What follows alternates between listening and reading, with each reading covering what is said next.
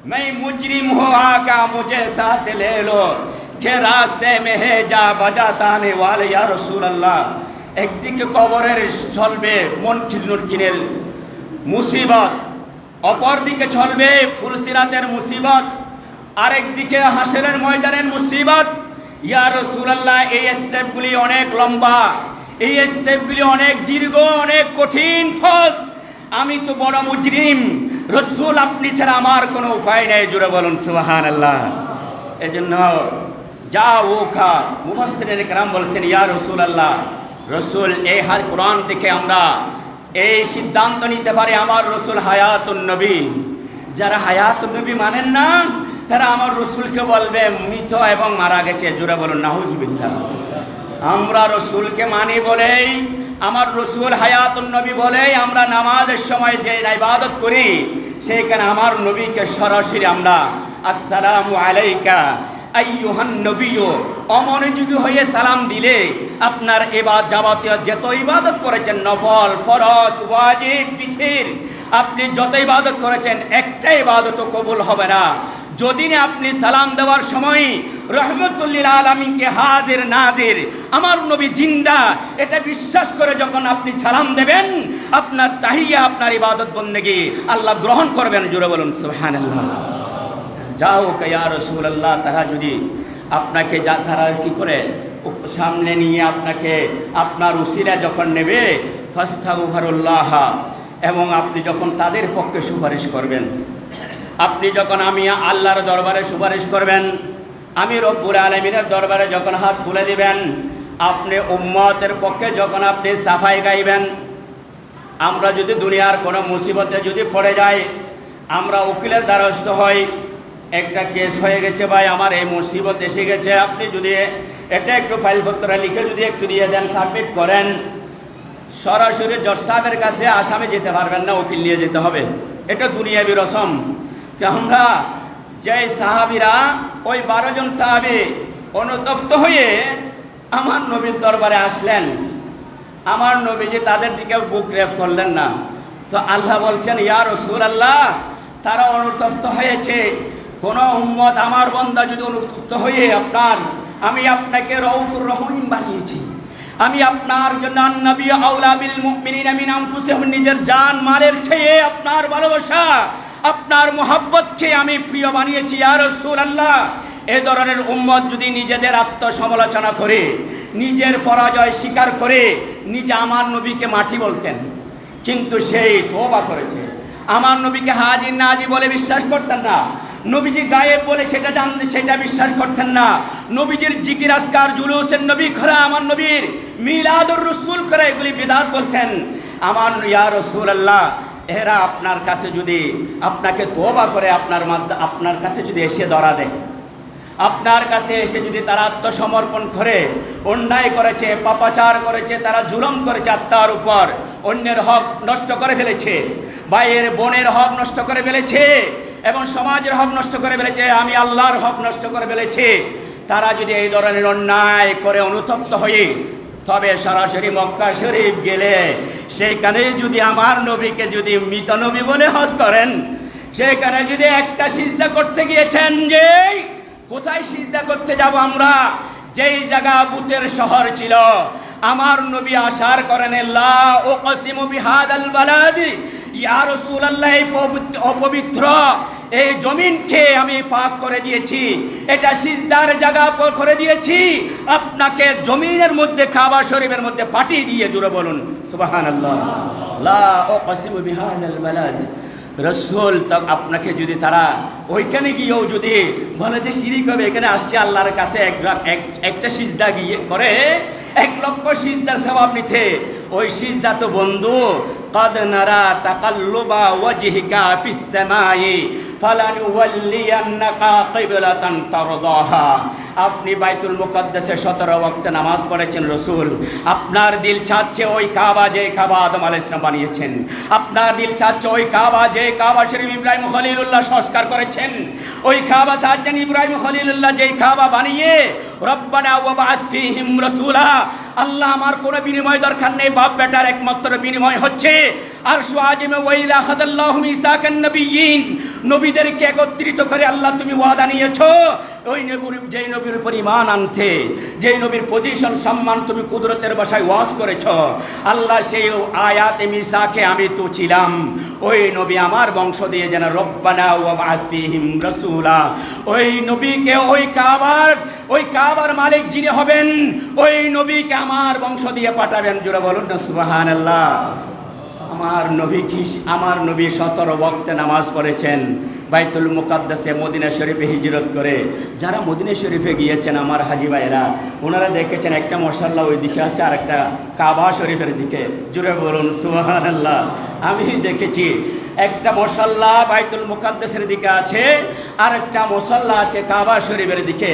ওই সময় আমি ইয়া রাসূলুল্লাহ আপনি মাত্র নামাজ 4 রাকাত বিশিষ্ট নামাজে ছিলেন।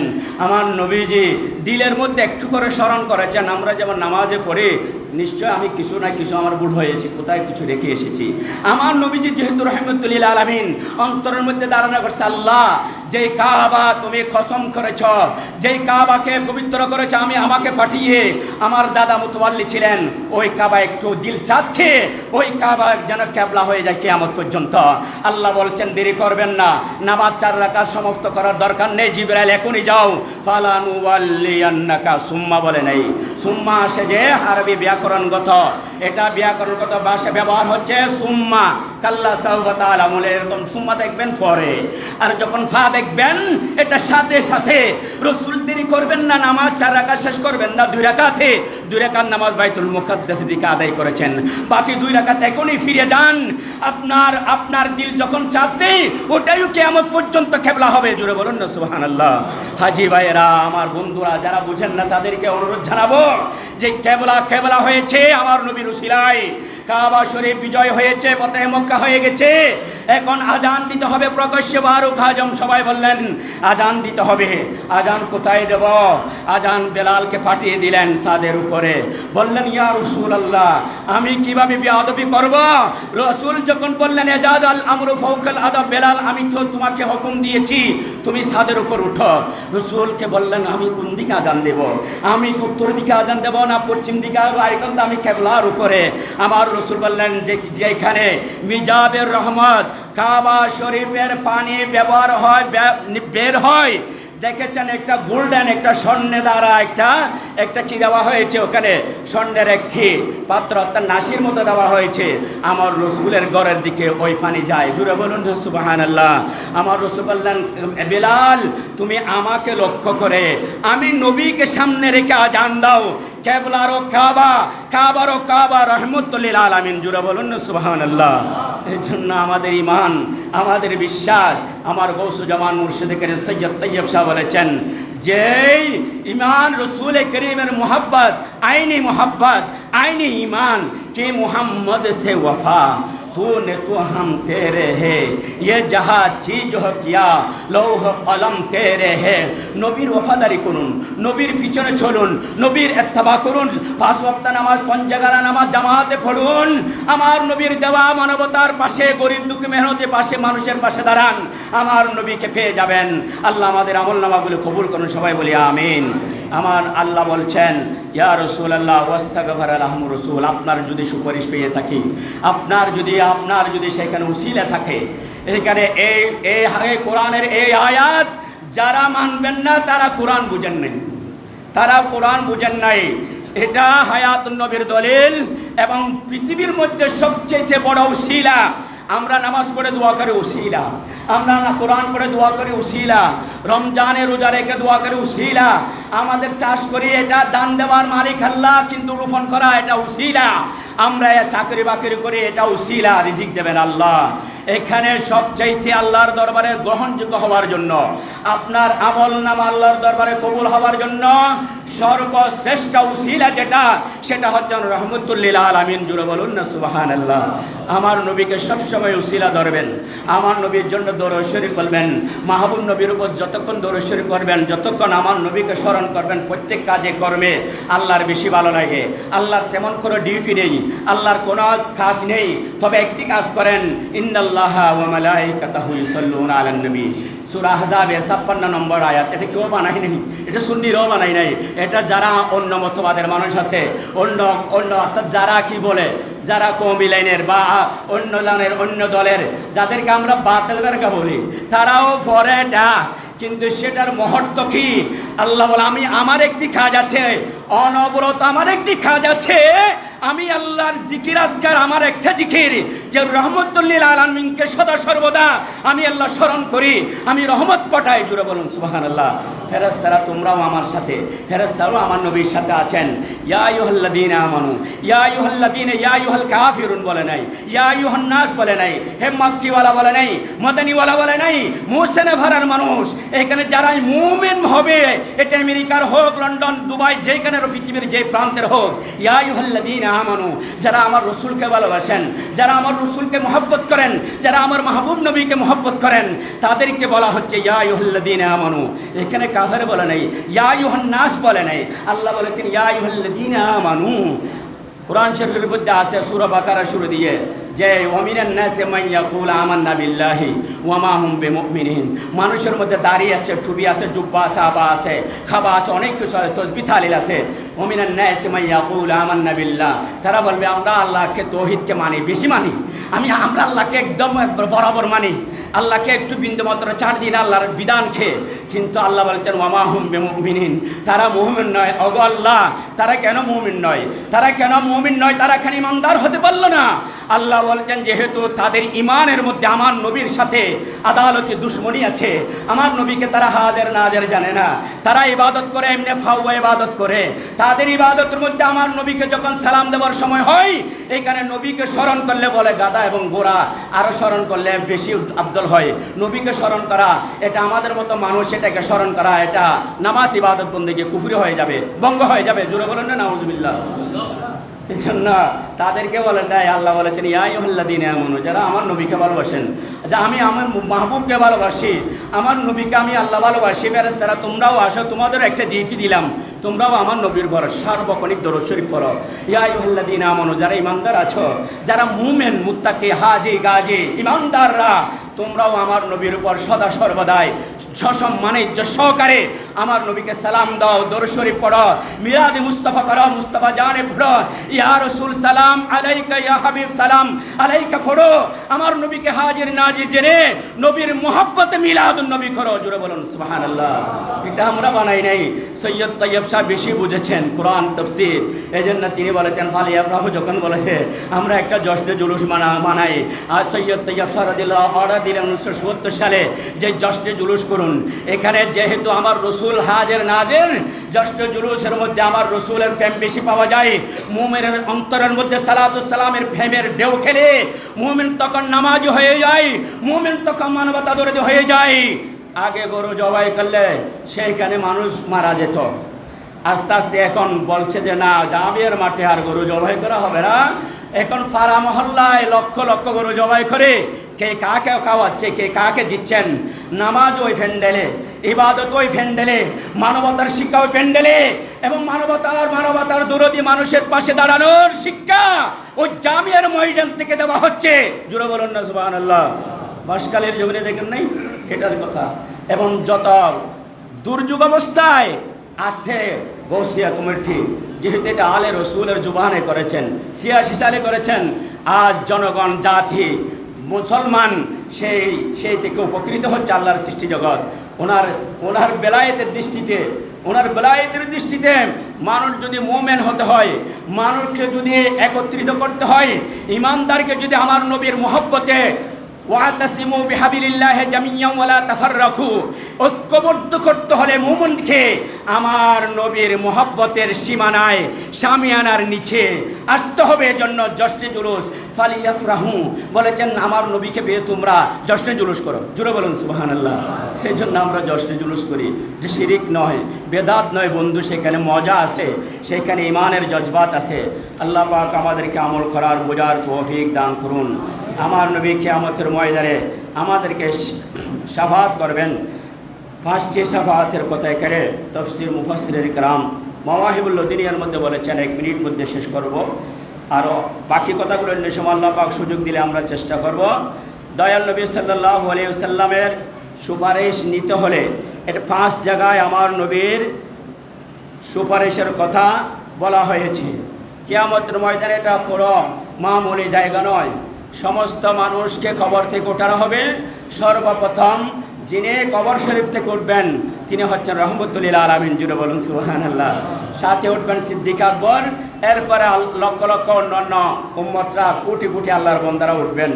হাসের ময়দানে একত্রিত হিসাব নিকাশ শুরু হবে, সবাই দিকবিদিক ছোটাছুটি করবে এবং সমস্ত মানুষ বলবে যে আদম আলাইহিস সালাম আপনি আমাদের নবীও, আমাদের আদি পিতাও, আমাদের বাবাও, আপনি একটু মেহেরবানি করুন, সূর্যের তাপ বরদাস্ত করা হচ্ছে না, আপনি একটু আমাদেরকে একটু ছায়া দিন, আপনি আমাদের জন্য একটু আল্লাহর দরবারে সুপারিশ করুন, ফরিয়াদ করুন, আমাদেরকে একটু বাঁচান।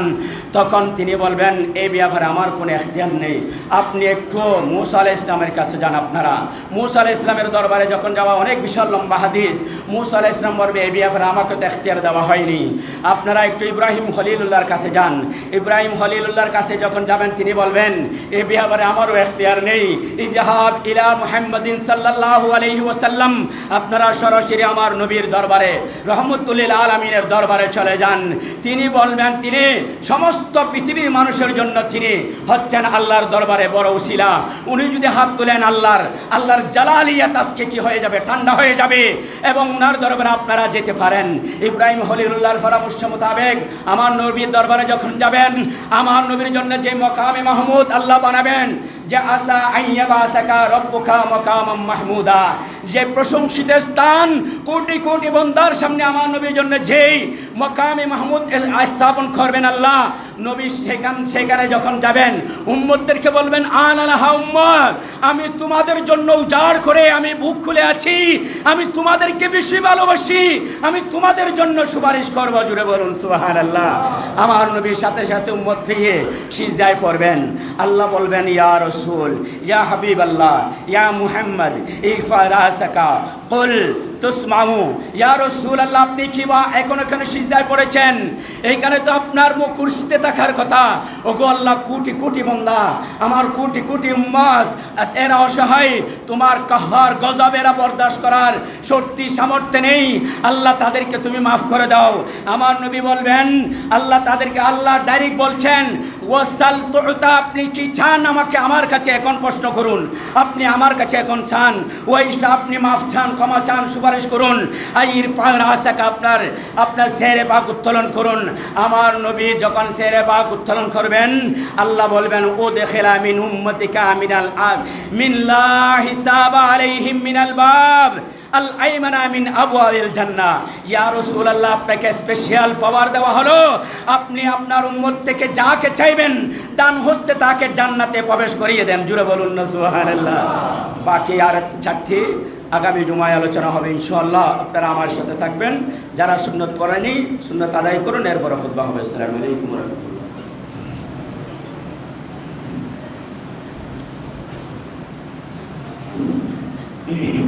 আমাদের সম্মানিত জহুর ভাই মসজিদের জন্য 100 টাকা দান করেছেন, আল্লাহ রাব্বুল আলামিন কবুল করুন। জাহাঙ্গীর আলম ভাই 500 টাকা দান করেছেন, আল্লাহ রাব্বুল আলামিন কবুল করুন, আমিন। হারুন ভাই দোয়া প্রার্থী 100 টাকা দিয়েছেন মসজিদের জন্য, আল্লাহ পাক কবুল করুন, আমিন। রবিউল হুসাইন আজকে ওনার শুভ বিবাহ, সবাই দোয়া করবেন শুভ পরিণয়, 500 টাকা দিয়েছেন, আল্লাহ রাব্বুল আলামিন কবুল করুন। আলহা জামাল খাতুন 100 টাকা দিয়েছেন, আল্লাহ রাব্বুল আলামিন কবুল করুন। আলিরাজ বান্দন ভাই 100 টাকা দিয়েছেন, আল্লাহ রাব্বুল আলামিন কবুল করুন। আবু আহমদ ভাই 100 টাকা দিয়েছেন, আল্লাহ রাব্বুল আলামিন কবুল করুন। রাশেদ সওদাগর নাজিরহাট তাহলে দোয়া প্রার্থী সবাই দোয়া করবেন, 500 টাকা দিয়েছেন আমাদের বুজুর্গ মসজিদের জন্য, আল্লাহ রাব্বুল আলামিন ওনার মনের বাসনা পুরা করে দিন, আমিন। মরহুম মনোয়ারা বেগম এবং সব পরিবারে দোয়া চেয়েছেন, ফটিকছড়ি নিবাসে 1000 টাকা দিয়েছেন, আল্লাহ রাব্বুল আলামিন কবুল করুন, আমিন। মরহুম রবিজা খাতুন সব পরিবারে 1000 টাকা দিয়েছেন, মসজিদের জন্য দোয়া চেয়েছেন, আপনারা দোয়া করবেন, আমিন। আপনারা গত জুমায় দিয়েছেন 3360 টাকা, আল্লাহ রাব্বুল আলামিন কবুল করুন, আমিন। সকলের খেদমত আল্লাহ কিয়ামত পর্যন্ত সদকায়ে জারিয়ার সওয়াব আমাদের মুরব্বীদের খবরে করে পৌঁছে দিন, আমিন। গত জামাতে মাদ্রাসার জন্য দিয়েছেন 1560 টাকা, আল্লাহ রাব্বুল আলামিন সকলের মহব্বত আন্তরিকতা কবুল করুন। আমাদের ইমাম সাহেব হুজুর মাদ্রাসার জন্য দিয়েছেন 100 টাকা, আল্লাহ রাব্বুল আলামিন কবুল করুন। রাশিদুল আলম 100 টাকা, আল্লাহ রাব্বুল আলামিন কবুল করুন। এবং আরেকজন ভাই রেজাউল করিম চৌধুরী সাহেব 500 টাকা দিয়েছেন। রব্বুল আলামিন সকলের দান মোহাব্বত খেদমত কিয়ামত পর্যন্ত সদকায়ে জারি হিসেবে কবুল করুন, আমিন। আসসালামু আলাইকুম ওয়া রাহমাতুল্লাহি ওয়া বারাকাতুহু।